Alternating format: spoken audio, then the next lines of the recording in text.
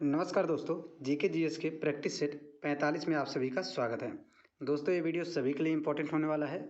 जो भी स्टूडेंट किसी भी एग्ज़ाम की तैयारी कर रहा है जिसमें दोस्तों जनरल अवेयरनेस और जनरल साइंस से रिलेटेड क्वेश्चंस आते हैं, उन सभी के लिए वेरी वेरी इंपॉर्टेंट होने वाला है। तो दोस्तों, बने रहिएगा वीडियो के अंत तक। चैनल को सब्सक्राइब कर लीजिएगा, वीडियो को लाइक कर दीजिएगा और एक शेयर ज़रूर करिएगा। चलिए वीडियो को शुरू करते हैं।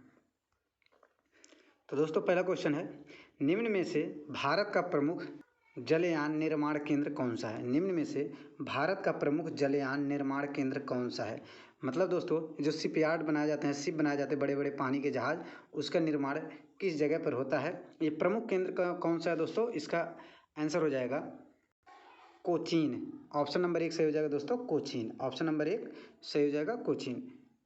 दोस्तों, कोचीन शिपयार्ड का स्थापना कब होता है? कोचीन शिपयार्ड लिमिटेड का स्थापना होता है 1965 ईस्वी में। 1965 ईस्वी में। और किसकी सहायता से होता है दोस्तों? ये भी याद रखिएगा, जापान के सहायता से। जापान के सहायता से होता है। कोचीन शिपयार्ड लिमिटेड का स्थापना होता है, जो कि जलयान निर्माण केंद्र का एक बहुत ही प्रमुख केंद्र है।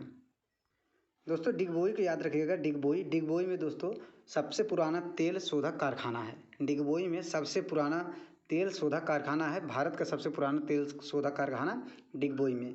पुणे याद रखिएगा दोस्तों। राष्ट्रीय रासायनिक प्रयोगशाला कहाँ पर है? राष्ट्रीय रासायनिक प्रयोगशाला कहाँ पर है दोस्तों? ये याद रखिएगा, पुणे में।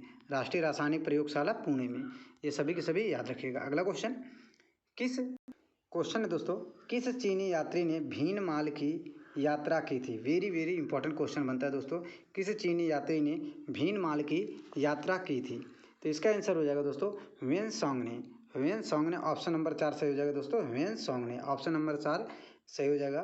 बात करेंगे दोस्तों, ह्वेनसांग किसके शासनकाल में भारत पर आए थे? तो हो जाएगा हर्षवर्धन के शासनकाल में। हर्षवर्धन के शासनकाल में ह्वेनसांग भारत यात्रा पर आए थे। फायान किसके शासनकाल में दोस्तों भारत पर यात्रा पर आए थे?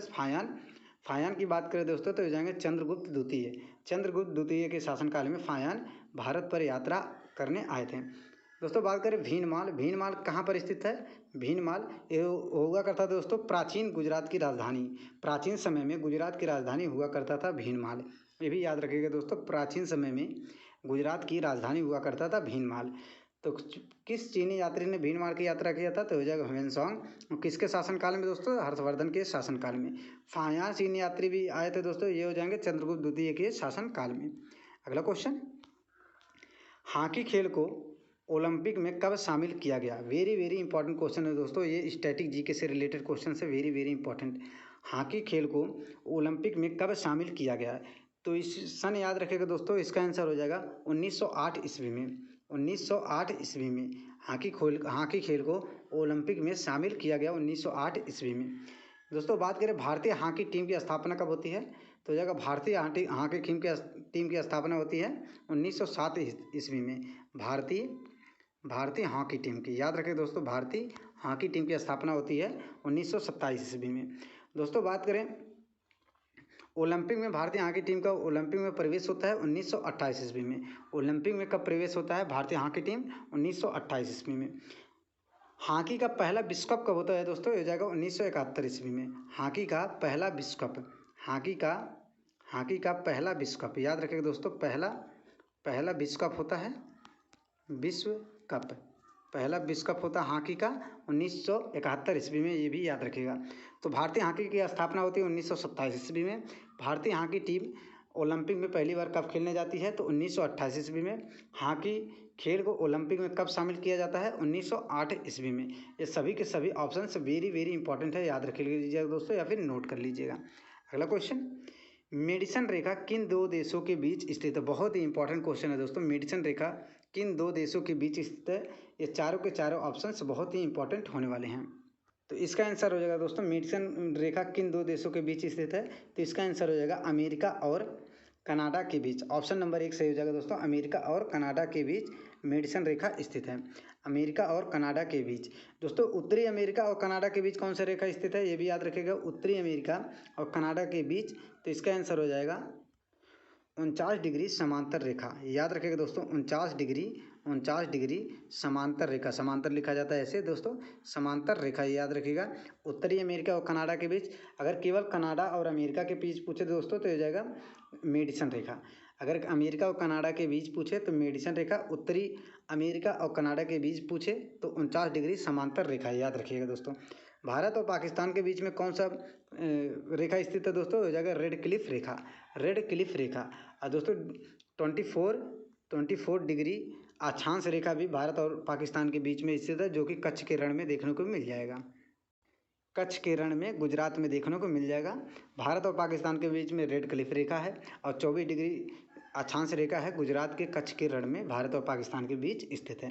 दोस्तों उत्तर कोरिया और दक्षिण कोरिया की बात करें, ये इसके बीच कौन सी रेखा स्थित है, उत्तर कोरिया और दक्षिण कोरिया, तो ये जाएगा दोस्तों उत्तर कोरिया और दक्षिण कोरिया के बीच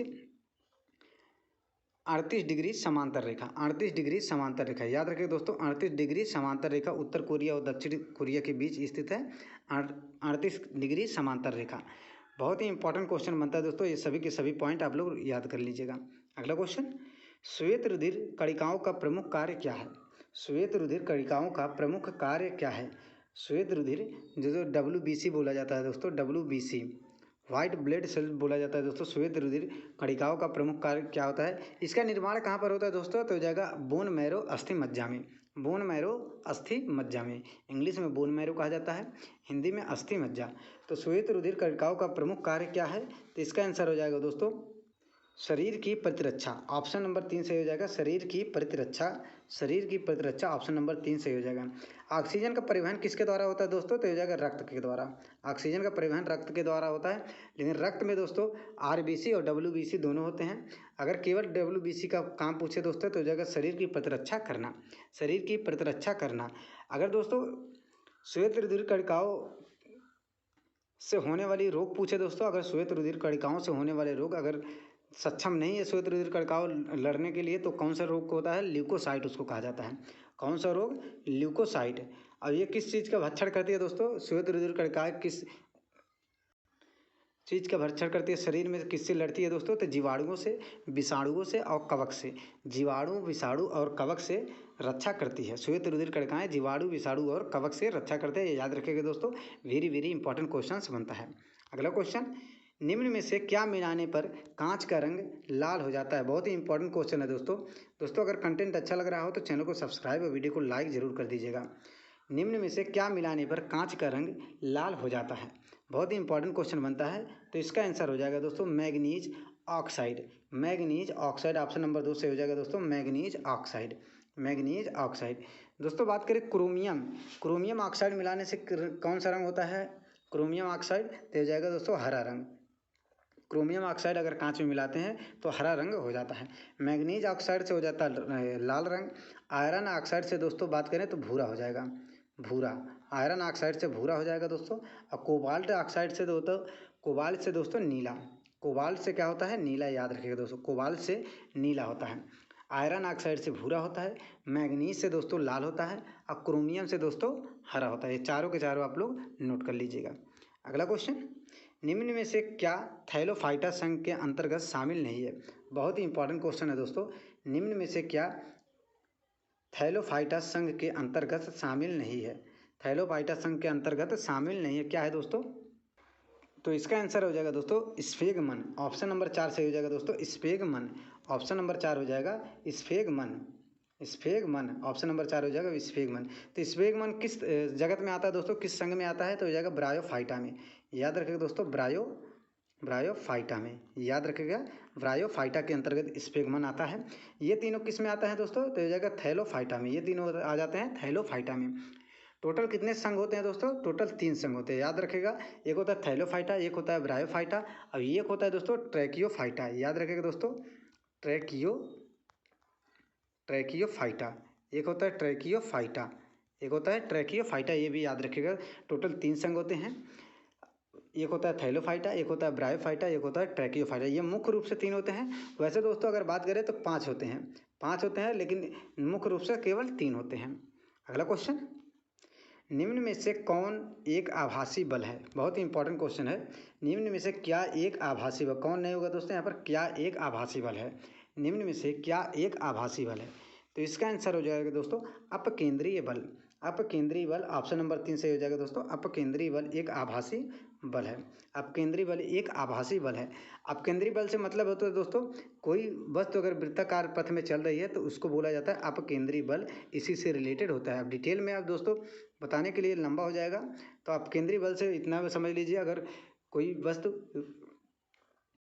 वृत्ताकार पथ पे चल रही है तो वो अपकेंद्रीय बल उस पर कार्य करता है। अपकेंद्रीय बल उस पर कार्य कर, इसका एग्जाम्पल की बात करें दोस्तों तो इसका एग्जाम्पल हो जाएगा दही से मक्खन निकालना। दही से मक्खन निकालना, याद रखिए दोस्तों, दही से मक्खन निकालना, दही से मक्खन निकालना। और दोस्तों वॉशिंग मशीन इसी का बल पर कार्य करती है, अपकेंद्रीय बल पर कार्य करती है, अपकेंद्रीय सिद्धांत के बल पर कार्य करती है दोस्तों वॉशिंग मशीन भी, याद रखिएगा। अगला क्वेश्चन आपको दोस्तों आ जाता है करंट अफेयर से रिलेटेड क्वेश्चन, करंट अफेयर से, जो कि 5 क्वेश्चन आपको देखने को मिलेगा। तो क्वेश्चन है दोस्तों, भारत का पहला बहुउद्देशीय ग्रीन हाइड्रोजन पायलट प्रोजेक्ट कहाँ शुरू किया गया है? भारत का पहला बहुउद्देशीय ग्रीन हाइड्रोजन पायलट प्रोजेक्ट कहाँ शुरू किया गया है? तो इसका आंसर हो जाएगा दोस्तों हिमाचल प्रदेश में। ऑप्शन नंबर 4 सही हो जाएगा, हिमाचल प्रदेश में। भारत का पहला बहुउद्देशीय green hydrogen pilot project Himachal Pradesh में शुरू किया गया है। अगला क्वेश्चन, हाल ही में लॉन्च किया गया द विनर्स माइंडसेट नामक पुस्तक किसने लिखा है? द विनर्स माइंडसेट नामक पुस्तक दोस्तों किसने लिखा है? तो इसका आंसर हो जाएगा शेन वाटसन ने। ये किस देश के हैं दोस्तों? तो हो जाएगा ऑस्ट्रेलिया के हैं दोस्तों। ये क्रिकेट के बहुत बड़े धुरंधर खिलाड़ी हैं, शेन वाटसन। अगला क्वेश्चन, T20 क्रिकेट में 200 छक्के लगाने वाले पहले भारतीय कौन बन गए हैं? तो ऑब्वियसली बात दोस्तों, इनको हिटमैन के नाम से जाना जाता है, इनका उपनाम हिटमैन है। तो इसका आंसर हो जाएगा रोहित शर्मा, जो कि ऑप्शन नहीं है दोस्तों। तो इसका आंसर हो जाएगा रोहित शर्मा, याद रखिएगा दोस्तों, रोहित शर्मा। ऑप्शन नहीं है दोस्तों, रोहित शर्मा याद रखिएगा। T20 क्रिकेट में 200 छक्के लगाने वाले पहले भारतीय बन गए हैं, रोहित शर्मा, याद रखिएगा। और दोस्तों T20 क्रिकेट में 300 विकेट लेने वाले पहले गेंदबाज कौन बने हैं? तो हो जाएंगे यूजी चहल, ये भी याद रखिएगा आप लोग, यूजी चहल। 300 विकेट लेने वाले की बात करें तो यूजी चहल, 200 छक्के लगाने वाले की बात करें दोस्तों तो हो जाएंगे रोहित शर्मा। अगला क्वेश्चन, निम्न में से नाटो का महासचिव किसे नियुक्त किया गया है? हाल ही में दोस्तों किसे नाटो का महासचिव नियुक्त किया गया है? और नाटो का महासचिव किसे नियुक्त किया गया दोस्तों? तो हो जाएगा मार्क रूट को। ऑप्शन नंबर 2 से हो जाएगा दोस्तों मार्क रूट को, याद रखिएगा, नाटो के ये महासचिव के रूप में नियुक्त किए गए हैं। अगला क्वेश्चन, भारत का पहला राष्ट्रीय योग ओलंपियाड किस राज्य में शुरू किया गया है? भारत का पहला राष्ट्रीय योग ओलंपियाड किस राज्य में शुरू किया गया है? तो इसका आंसर हो जाएगा दोस्तों कर्नाटक। ऑप्शन नंबर 3 से हो जाएगा दोस्तों कर्नाटक राज्य में। ऑप्शन नंबर 3 से हो जाएगा, सबसे पहले राष्ट्रीय योग ओलंपियाड कर्नाटक में शुरू किया गया है। अगला क्वेश्चन, चुंबकीय तीव्रता का SI मात्रक क्या होता है? वेरी इंपॉर्टेंट क्वेश्चन दोस्तों, चुंबकीय तीव्रता का SI मात्रक क्या होता है? बात करते हैं दोस्तों चारों के चारे ऑप्शंस के बारे में। तो रेडियन पर सेकंड किसका होता है दोस्तों? रेडियन पर सेकंड। तो हो जाएगा कोणीय वेग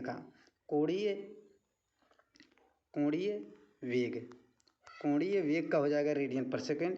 वेबर हो जाता है दोस्तों, वेबर चुंबकीय फ्लक्स का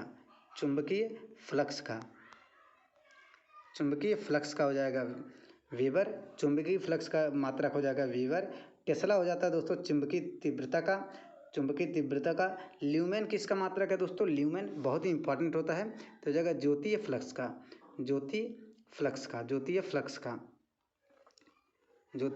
का, याद रखिएगा, हो जाता है ल्यूमेन। तो चुंबकीय तीव्रता का SI मात्रक हो जाएगा दोस्तों टेस्ला। ऑप्शन नंबर 3 सही हो जाएगा, टेस्ला। ल्यूमेन किसका मात्रक होता है? ल्यूमेन। तो ज्योतीय फ्लक्स का। वेबर का हो जाता है दोस्तों चुंबकीय फ्लक्स वेबर का। ज्योतीय फ्लक्स हो जाएगा ल्यूमेन। रेडियन पर सेकंड होता है दोस्तों कोणीय वेग का। अगला क्वेश्चन, BCG के टीके की खोज किसने किया था? BCG के टीके की खोज किसने किया था? ये पांचों के पांचों ऑप्शंस इंपॉर्टेंट होने वाले हैं, आप लोग नोट कर लीजिएगा। BCG के टीके की खोज किसने किया था?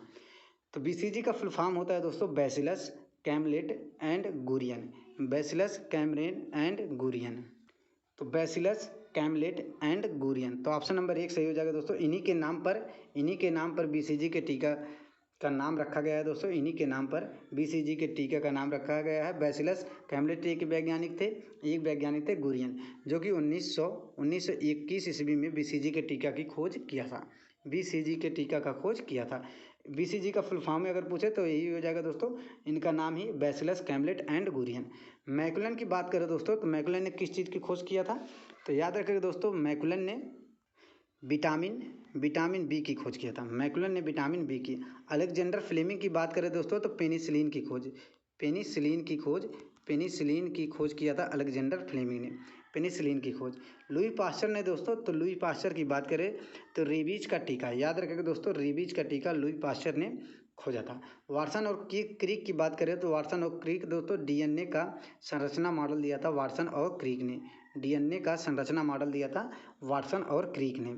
तो लुई पास्चर की बीसीजी का टीका का खोज किसने किया था? बैसिलस कैमलेट एंड गुरियन ने। नाम में ही और इनके टीके का नाम में ही पड़ता है दोस्तों इसका आंसर। मैकुलन ने दोस्तों विटामिन बी की खोज किया था। अलेक्जेंडर फ्लेमिंग ने दोस्तों पेनिसिलिन की खोज किया था। लुई पास्चर ने रेबीज के टीके की खोज किया था। वाटसन तथा क्रिक ने डीएनए का संरचना मॉडल दिया था। अगला क्वेश्चन, भारत का अक्षांशीय विस्तार क्या है? बहुत ही इंपॉर्टेंट क्वेश्चन बनता है दोस्तों, भारत का अक्षांशीय विस्तार क्या है? तो इसका आंसर हो जाएगा 8 डिग्री 4 मिनट से उत्तरी अक्षांश से लेकर 37 डिग्री 6 मिनट उत्तरी अक्षांश तक। 8 डिग्री उत्तरी अक्षांश से लेकर 37 डिग्री 6 मिनट उत्तरी अक्षांश तक। दोस्तों अगर बात करें अक्षांशी के, तो अगर देशांतर का विस्तार पूछे दोस्तों, देशांतर विस्तार, तो हो जाएगा ये हो जाएगा देशांतर विस्तार। याद रखिएगा दोस्तों, देशांतर विस्तार अगर पूछे तो हो जाएगा 68 डिग्री 7 मिनट पूर्वी देशांतर से लेकर 97 डिग्री 25 मिनट तक हो जाएगा इसका देशांतरी विस्तार। और दोस्तों बात करें कि भारत का उत्तर से दक्षिण तक की दूरी, लंबाई कितनी है? उत्तर से दक्षिण की दूरी कितनी है दोस्तों? ये हो जाएगा 3214 किलोमीटर। 3214 किलोमीटर, याद रखिएगा 3214 किलोमीटर। अब पूर्व से पश्चिम की बात करें तो 2933 किलोमीटर, ये भी आप लोग याद रखिएगा 2933 किलोमीटर। उत्तर से दक्षिण कितनी लंबाई है भारत की? 3214 किलोमीटर। अब पूर्व से पश्चिम तक है दोस्तों 2933 किलोमीटर। तो भारत का अक्षांशीय विस्तार कितना है? तो हो जाएगा 8 डिग्री 4 मिनट उत्तरी अक्षांश से लेकर 37 डिग्री 6 मिनट उत्तरी अक्षांश तक। अगला क्वेश्चन, मैकाल पर्वतमाला किस राज्य में स्थित है? मैकाल पर्वतमाला किस राज्य में स्थित है? बहुत ही इंपॉर्टेंट क्वेश्चन है दोस्तों। तो इसका आंसर हो जाएगा छत्तीसगढ़ राज्य में। छत्तीसगढ़ राज्य में ऑप्शन नंबर 4 सही हो जाएगा, छत्तीसगढ़ राज्य में। दोस्तों बात करें कि मैकाल पर्वत की सबसे ऊंची चोटी कौन सी है? मैकाल पर्वत की सबसे ऊंची चोटी तो हो जाएगा अमरकंटक। अमरकंटक है दोस्तों मैकाल पर्वत की सबसे ऊंची चोटी, जो कि दोस्तों 1036 मीटर ऊंचाई की है। 1036 मीटर ऊंचाई की है अमरकंटक से दोस्तों कौन कौन सी नदी निकलती है ये भी याद रखिएगा। अमरकंटक से कौन कौन सी नदी निकलती है? तो हो जाएगा सोन, एक हो जाएगा सोन, एक हो जाएगा नर्मदा, और एक हो जाएगा दोस्तों महानदी। ये भी याद रखिएगा, एक हो जाएगा महानदी, एक हो जाएगा सोन। अमरकंटक की पहाड़ी से निकलती है दोस्तों, एक सोन, एक नर्मदा, एक महानदी। सोन दोस्तों सबसे बड़ी सहायक नदी बनती है गंगा नदी की। सोन बहुत बड़ी सहायक नदी बनती है गंगा नदी की, ये भी आप लोग याद रखिएगा। अगला क्वेश्चन, सौर मंडल के 4 सबसे बड़े ग्रह का क्रम है। एक क्रम नहीं होगा दोस्तों, क्रम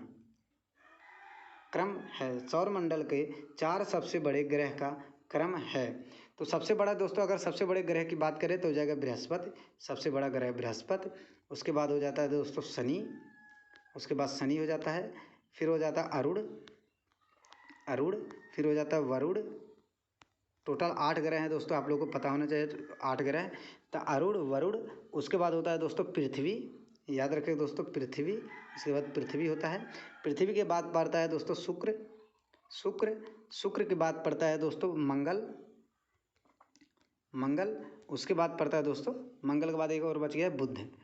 उसके बाद सबसे छोटा ग्रह है दोस्तों बुध, ये भी याद रखिएगा, सबसे छोटा ग्रह है बुध। तो सबसे बड़ा ग्रह हो जाएगा बृहस्पति, उसके बाद शनि, उसके बाद वरुण, अरुण, फिर वरुण, फिर पृथ्वी। पृथ्वी का क्रम कौन सा है दोस्तों? पाँचवा। पृथ्वी का क्रम कौन सा है बड़े से छोटे अगर पूछे दोस्तों? पृथ्वी का पाँचवा। तो चार सबसे बड़े ग्रह की बात किया गया तो पृथ्वी, शनि, अरुण, वरुण। तो ऑप्शन नंबर 3 सही हो जाएगा दोस्तों, पृथ्वी, बृहस्पति, शनि, अरुण और वरुण, ये याद रखिएगा। अगला क्वेश्चन, असुमेलित को पहचानिए। आज का आखिरी क्वेश्चन है दोस्तों, असुमेलित को पहचानिए। बहुत ही इंपॉर्टेंट क्वेश्चन बनता है। असुमेलित को पहचानिए। तो उच्च वेग का SI मात्रक होता है मैक, ये तो सही है दोस्तों। जल प्रवाह को किस में मापा जाता है दोस्तों? ये जाएगा क्यूसेक में, ये भी सही है। दाब डेसिबल नहीं होता है दोस्तों, दाब क्या होता है? पास्कल। दाब क्या होता है? पास्कल, ये याद रखेगा दोस्तों। तो इसका आंसर हो जाएगा ऑप्शन नंबर 3 गलत है। असुमेलित को पहचानिए, ऑप्शन नंबर 3 गलत है दोस्तों। तो इसका आंसर हो जाएगा 3। ताप का मात्रक क्या होता है दोस्तों? केल्विन। ताप का मात्रक क्या होता है? केल्विन। तो दोस्तों बस आज के लिए इतना ही। उम्मीद करता हूँ दोस्तों वीडियो पसंद आई हो। वीडियो पसंद आए हो दोस्तों, चैनल को सब्सक्राइब कीजिएगा, वीडियो को लाइक कीजिएगा और एक शेयर जरूर कर दीजिएगा।